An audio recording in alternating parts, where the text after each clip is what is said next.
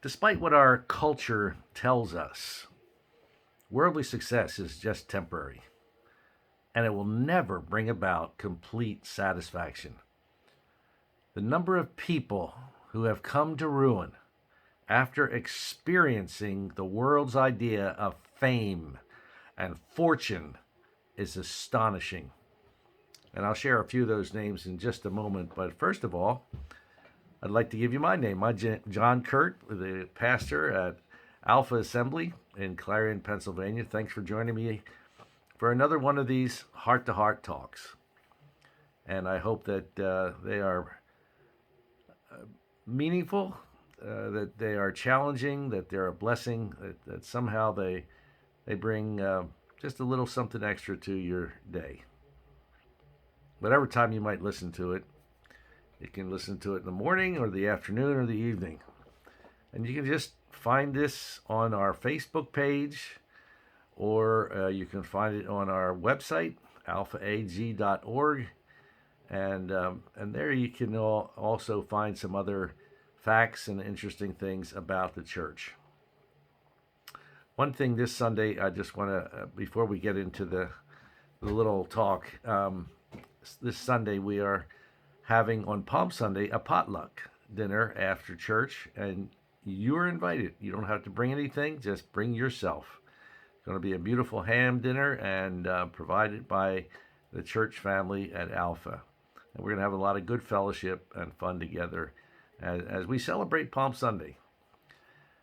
So anyway, back to the people that thought they experienced fame and fortune and thought they had it all. Well, multi-millionaire George Vanderbilt killed himself by jumping from a hotel window. The Vanderbilt Mansion, it's amazing. I've been there. And he was so wealthy, had so much power. Well, then also the politicians, Lester Hunt, two-time governor of Wyoming, and he was soon to be a U.S. senator, ended his own life.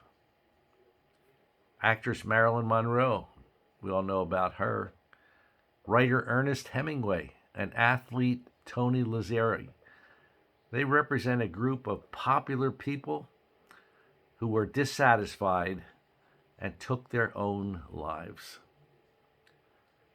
Solomon, about 3,000 years ago, warned those who strive for success without God. In Proverbs 10:28, when he wrote, "The hopes of the wicked come to nothing." And according to biblical accounts, God didn't generally use successful people or popular people to accomplish his work. Instead, he used everyday people like Joseph, Joshua, Nehemiah, Rahab, Jonah, Peter, James, and John, and the list goes on. I call them saints in aprons and overalls. God used them. They were not extraordinary people, but they did extraordinary things. They were just ordinary people, but God used them because they submitted themselves to God and to his plans instead of doing their own thing. And what's wonderful is God doesn't require us to be big shots to make an impact for him.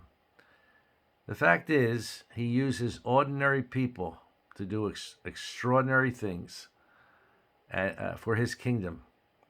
Even today, you see it in history, you see it in biblical history, you see it down through the centuries. It's historical fact. And the greatest success that you will ever achieve will come one day when you stand before him in heaven and hear him say, "Well done, good and faithful servant, enter in." I don't know who will be ahead of me or behind me. I don't know if they go in alphabetical order. I was thinking the other day, if the Apostle Paul, whoever comes after him, boy, that would be. But that's not it. That's not what it's about. It's about you and I doing that part that God intended us to do.